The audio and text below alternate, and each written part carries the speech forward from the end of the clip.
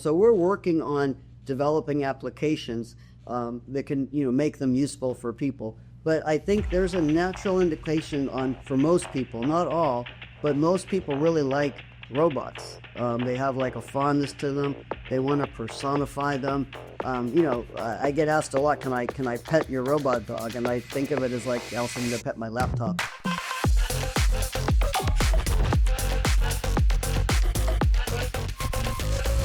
Welcome to GenAI Talks. I know that we get to talk about so many different innovations happen.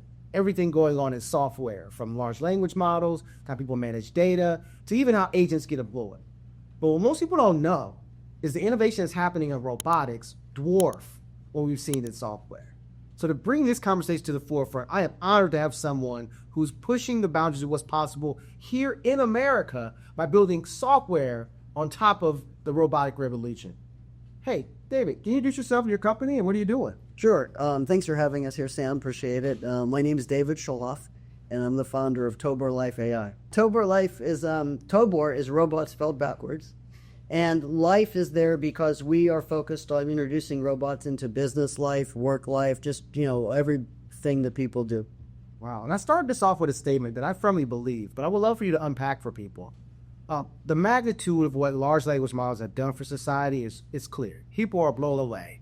But can you share a little bit what's going on in the robotics revolution that's happening right now most people might not be aware of? Sure. Well, I think first it's important to understand that robots are AI just in the physical world.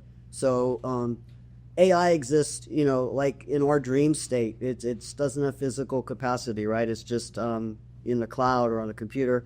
And we think that in that state, AI exists like we exist when we're dreaming, without our physical bodies, that we're very limited in what we can do. You have trouble screaming sometimes in your dreams or running. We think AI is like that. But by bringing AI into the physical world, into the robotics world, it can start to understand the physical world. And we think that that's necessary for greatly advancing AI to be more useful.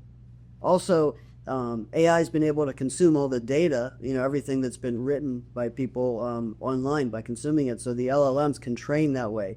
But physical data doesn't really exist. There isn't the same level of data about us moving and navigating the real world. So robots allow that to happen. It basically allows, AI to start learning about the physical world so that it can help us, in the real world.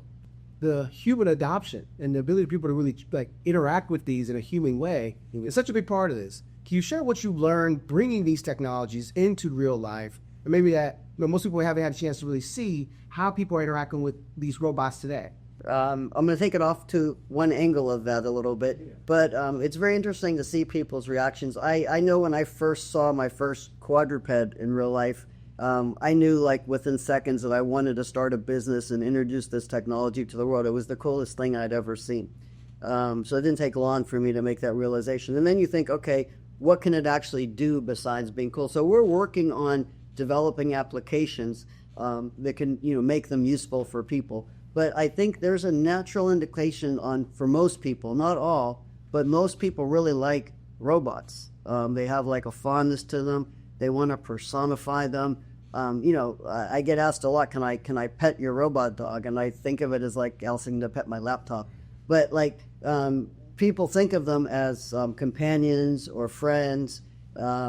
So I think there's a lot of times people would rather deal with a robot than a person. So I think now some people are afraid of them.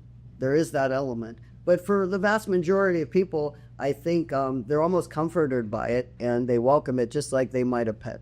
Yeah, and I love the point that you brought up the quadrupeds. So they have 4 legs, and they're bipedal. So can you share a little what are the different challenges between the different types of even walking and the idea that we have hands and thumbs? Right. That alone changed the whole game. We have whole society built on that simple thing. The complexity of bringing that to a robot, walking and chewing gum, I guess you could say, how hard is that in practice? It's very difficult. I mean, it's quite an accomplishment just to have the balance activity that's required, say, for a biped, a humanoid robot, to walk on 2 legs and balance, is quite a lot, takes a lot of computing power and a lot of software expertise. But it now exists, that we've gotten there, so that can happen without any problem. The form factors of the robots, the fact that there are quadrupeds and humanoids, you touched on this in your question, is largely because the world is designed around us. So by having the dog and the humanoid human form, it allows the robots to go around our world, because dogs can go most places, and the four-legged is a very stable platform. And then the two-legged, of course, is more like us, and so it can transverse and go places anywhere we can go. So the fact that those form factors are used is primarily because that's what we've designed in the world, so it allows these robots to go anywhere and do anything. But can we look a little bit down the road? I give you the license to be completely wrong. Are we at a point where 10 years from now, 5 years from now, people have robots in their homes, they have robots in their businesses? Is that something that's more near than most people might think? I think the business is very near. I think starting next year, you'll start to see these penetrate businesses in lots of different ways. And I don't think they'll be replacing jobs. I think they'll be enhancing jobs just like computers do now. I think it'll take mundane work away from people, but it'll free them up to do more interesting challenges.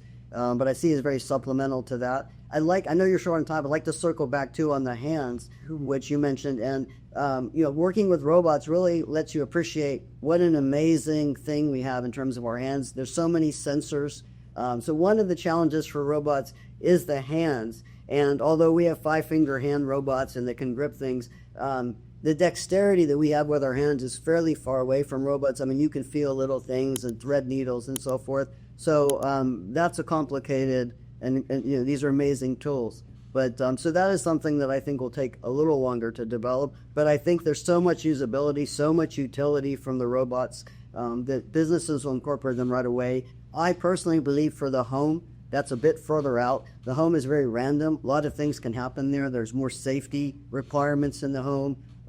So I think first we'll see them in businesses where the environment is more controlled, less chaotic than in homes. But eventually they'll be everywhere, and I think in the 5-year time frame we will have changed society with these robots. Wow. Well, thank you for the work you're doing. For that round 2, we have to come on site to see some of the robots in action. Right? That'd be exciting. Love you to visit us. Deal. Thank you very much. Appreciate it. See you soon. Thank you. Big pleasure. Big ideas, real tools, bold moves. That's what GenAI Talks is all about. Don't miss what's next. Subscribe and explore more in our GenAI community.